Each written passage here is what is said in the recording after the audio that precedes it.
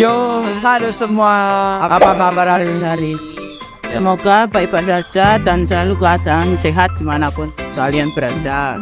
Jadi kita mau ngapain hari ini? Ya, tuh kita hari ini bakalan mereview film dari YouTube Smart Fisika yang berjudul Penjajah Trotoar buatan SP3 Corp dari SMA Surakarta. Ya, singkatnya film ini tuh menceritakan tentang kondisi di kawasan depan kawasan sekolah SMA Negeri 5 Surakarta yang trotoarnya itu dipenuhi pedagang. Nah, dari film ini menjelaskan tentang perspektif dari masyarakat tentang pedagang yang berjualan di trotoar. Oke, dari video ini kita nggak sendiri, saya nggak sendiri, saya ditemani oleh dua teman saya. Namanya siapa, Bang?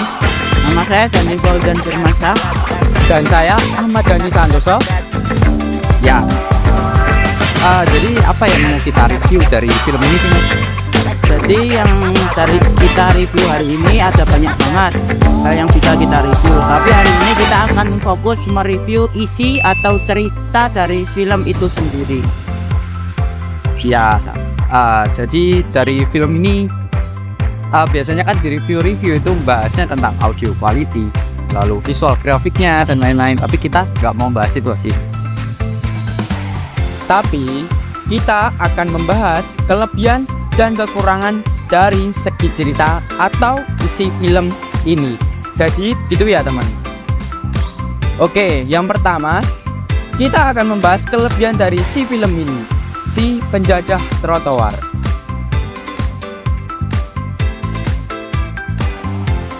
Yang pertama, dilihat dari segi informasi yang ada di film tersebut dulu. Data yang diperoleh dari wawancara yang ada pada film cukup menarik. Cukup banyak informasi yang bisa kita dapat. Film ini mengingatkan kita kalau masih banyak pedagang yang masih berjualan di trotoar dan mengganggu masyarakat. Oh iya, bener banget. Bener kan, Mas? Ya. Jika kita bisa tahu latar belakang pedagang-pedagang di sana, bisa tahu perspektif masyarakat di kawasan tersebut tentang pedagang-pedagang di trotoar tersebut. Diperlihatkan juga lewat wawancaranya kalau ternyata banyak juga masyarakat yang terganggu dengan si penjajah trotoar. Ya, bener banget ya. Apa di dalam film itu terlihat Mengganggu jalan. ya, mereka tuh kebanyakan dari hasil wawancaranya itu ternyata banyak banget yang menyatakan kalau terganggu dengan adanya Dan menyebabkan kemacetan. ya, betul. Jadi isinya bagus ya, Mas? Iya. Oke, lanjut gimana? Oke. Next, pemilihan topik. Pemilihan topik yang diangkat sederhana, simpel namun patut untuk disoroti. Gimana, teman? Ya, topik yang mereka buat itu yakni jelas tentang adanya pedagang di trotoar, Mas. Oh iya, iya jelas banget sih kalau itu. Nah, topiknya cukup sederhana namun patut kita soroti dan gagas karena selama ini masih saja banyak pedagang yang berdagang di trotoar padahal jelas-jelas sudah dilarang. Nah, Ngayal.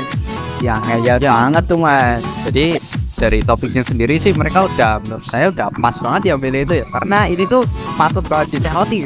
ikut Mas. Nah, hal ini yang perlu disoroti pemerintah lagi lewat adanya film ini. Nah, diharapkan pemerintah notice dan bisa menindaklanjuti adanya pedagang-pedagang di trotoar. Ya, super. Ya, kalau biar dari film ini yang selanjutnya apa? Kelebihan dari film ini yang ketiga dari film ini adalah dari segi isi. Isinya cukup jelas, Mas. Jelas banget, Mas. Oh iya. Ya, meskipun masih ada beberapa minusnya, tapi dari wawancara yang diambil dari sini kita tahu kalau isi ini ya jelas tentang masalah pedagang-pedagang yang ada di trotoar. Ada beberapa scene juga yang membuat kita bisa melihat langsung kondisi trotoar di jalanan tersebut yang tampak ramai dipadati oleh para pedagang-pedagangnya yang di situ. Sehingga kita juga dari itu bisa mengerti kalau kondisi dari tempat tersebut itu seperti itu. Jadi dari isi ya sudah lumayan bagus sih menurut saya. Kurangan. Kita lanjut ke kekurangannya. Sebenarnya sih masih banyak kritik dan saran yang mau kita sempetin, yang kita udah rangkum jadi 3 poin. Apa aja tuh, Mas? Apa itu, Mas? Yang pertama, pertanyaan wawancaranya masih bisa diupdate. Jadi upgrade gimana nah ya? Nah, dari Skin Hour, di saat menanyai para pedagang, kita hanya bisa melihat mereka hanya menanyai perihal latar belakangnya si pedagang-pedagang di trotoar. Oh iya sih. Misal, kita berdagang berapa lama, omsetnya berapa, tapi belum banyak pertanyaan yang berkaitan dengan topik yang mereka bahas, yakni berdagang di trotoar itu. Simpelnya mereka mungkin bisa menanyai hal seperti mengapa memilih berdagang di trotoar ini, atau sadar gak sih mereka kalau berdagang di trotoar ini adalah, atau nanti kalau digusur pengennya gimana, solusi yang mereka mau dari Pemkot itu apa. Nah, menurut saya pertanyaan kayak itu lebih interesting dan menarik. Oh iya, jadi pertanyaan mereka sampaikan itu belum nyangkut ke topiknya ya Mas ya. Kelihatan banget kalau mereka tuh cuma nanya belakangnya doang, kenapa pedagang, belum ditanyai alasannya pedagang kenapa jualan di trotoar itu kan penting banget ya Mas. Terus belum ditanyai juga nanti kalau misal digusur itu mereka tuh maunya gimana gitu. Apa mau pindah ke tempat lain? Iya, tindak lanjutnya itu seperti apa gitu. Di situ belum ada mereka nanya itu, belum, mereka juga belum menyatakan kita tuh maunya gini loh, mereka juga belum nanyai mereka tuh maunya nasi gimana. Kalau misal gusur itu kan penting banget ya. Pertanyaan seperti itu tuh wajib sih. Tapi di situ kita belum temui ada pertanyaan seperti itu ya Mas. Selanjutnya nggak ada narasi. Nah ini film kok nggak ada Narasinya. Gimana tuh Mas? Sadar gak sih kalian nonton ini tuh isinya cuma wawancara, isinya wawancara semua. Wawancara tuh. Nah, kalau kalian tahu sebenarnya film dokumenter kebanyakan isinya nggak cuma wawancara doang.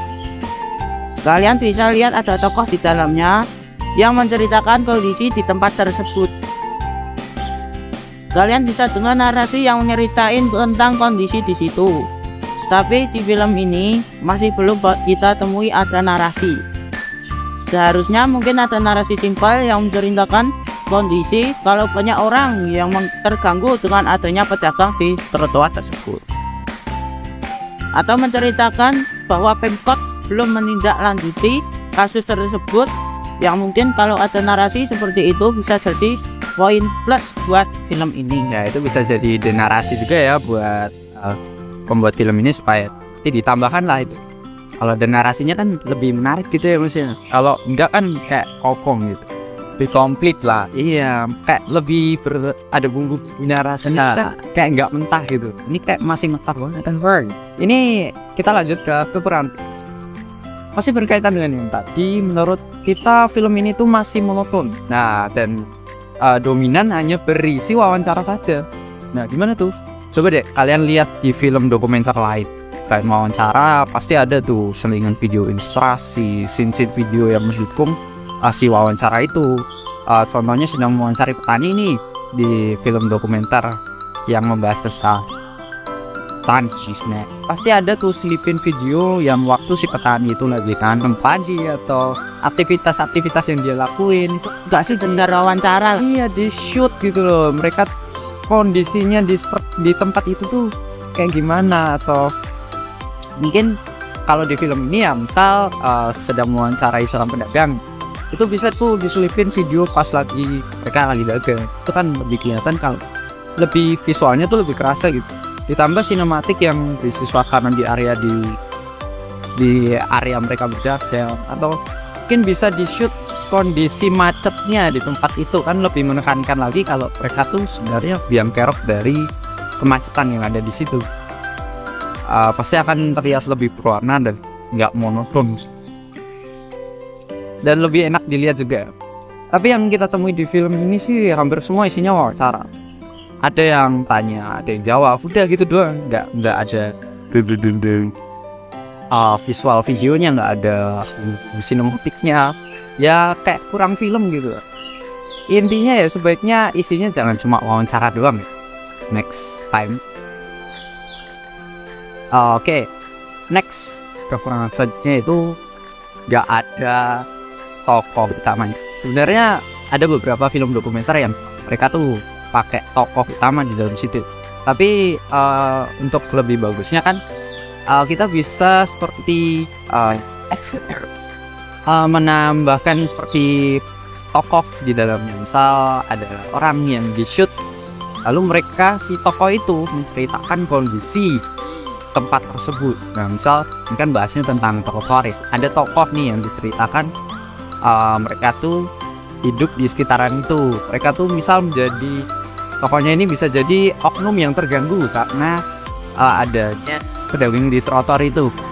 Jadi tokohnya itu di filmnya itu bisa bercerita bagaimana pedagang-pedagang ini mengganggu aktivitas-aktivitas di trotoar tersebut. Jadi kayak lebih hidup aja ada orang yang menjadi tokoh yang ceritanya menceritakan kondisi di trotoar tersebut kayak